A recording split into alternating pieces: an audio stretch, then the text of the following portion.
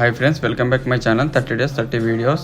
Venkatapur day 21. ఈ temple వచ్చేసి Shri Lakshminarasimhaswamy temple. Location వచ్చేసి వెంకటాపూర్లో ఉంది.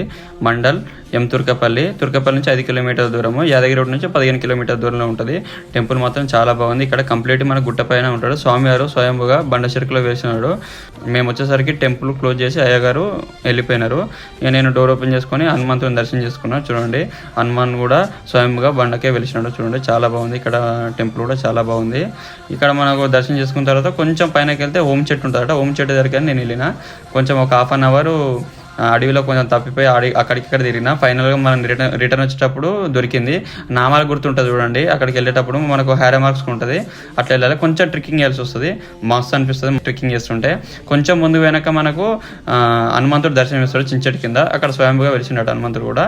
అక్కడనే బండలేపి అక్కడ స్వామివారికి పూజ చేస్తాడట.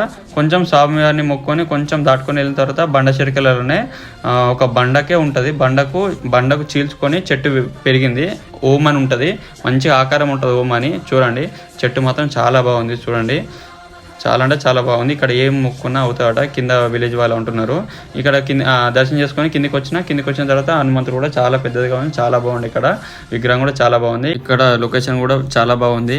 ఇక్కడ కోతులు చాలా ఎక్కువ ఉన్నాయి. కోతులతో చాలా జాగ్రత్తగా ఉండండి. నేను లొకేషన్ డిస్క్రిప్షన్లో పెడతా, చూసి రండి.